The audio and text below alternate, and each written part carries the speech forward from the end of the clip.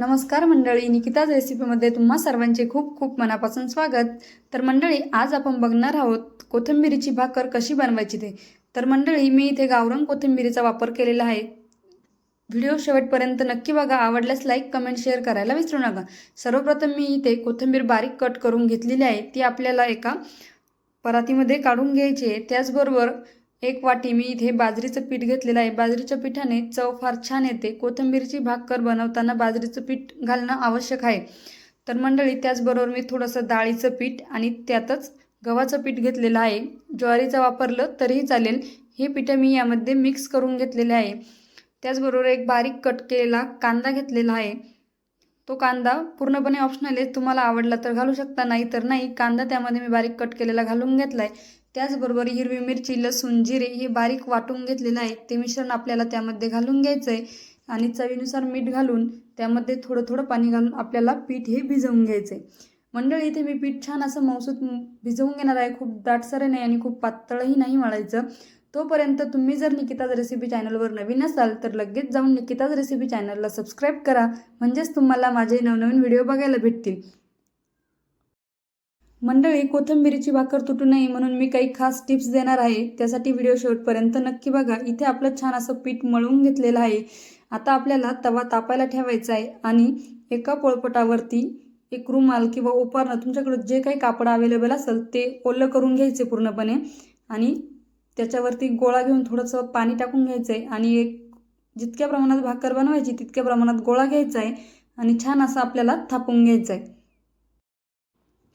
जितका रुमाल ओला राहील तितकी भाकर तव्यावरती टाकायला सोपी जाते आणि चिटकत नाही। तुम्ही बघू शकता, इथे मी छान अशी भाकर थापून घेतलेली आहे। त्यामध्ये आपल्याला जागोजागी 3 ते 4 असे होल करून घ्यायचे, जेणेकरून आपण त्यानंतर तेल घालू शकतो आणि भाकर आपली छान दोन्ही साईडने वाफते, परतते आणि खायला देखील खूप छान अशी कुरकुरीत लागते। तर मंडळी, तव्यावरती थोडंसं तेल घालून घ्यायचंय। तुम्ही तव्यावरती भाकर टाकताना जर रुमालाला ती भाकर परत चिटकून येत असेल तर काय करायचं आहे, तव्यावरती भाकर टाकून घ्यायची आहे, थोडंसं 10 सेकंद वेट करायचं आहे आणि अलगद रुमाल काढून घ्यायचा, जेणेकरून भाकर पूर्णपणे तव्याला चिटकली की रुमाल इझिली पाठीमागे निघतो। हे लक्षात ठेवायचं आहे, म्हणजे आपली भाकर तुटतही नाही आणि पूर्णपणे रुमालाला काही चिटकतही नाही।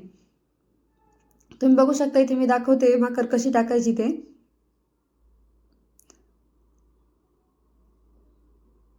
अलगद मी भाकर टाकलेली आहे आणि रुमाल चारही कोपऱ्यांनी वरती पकडून काढून घेतलेला आहे।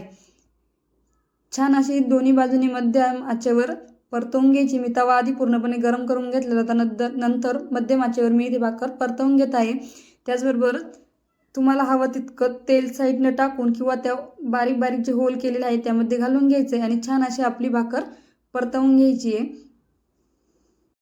अशाच पद्धतीने सगळ्या भाकरी आपल्याला इथे बनवून घ्यायच्या आहेत। तर मंडळी, कशी वाटली तुम्हाला आजची कोथिंबीरीच्या भाकरीची रेसिपी कमेंट करून नक्की कळवा।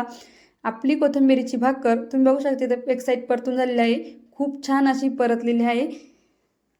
तर मंडळी, पुन्हा भेटूया अशाच नवनवीन व खमंग रेसिपींसोबत निकिताज रेसिपी चॅनलवर। तोपर्यंत मस्त राहा, खात राहा आणि सर्वात महत्त्वाचं मराठमोळ्या पदार्थांचा आस्वाद घेत राहा। Take care, bye bye.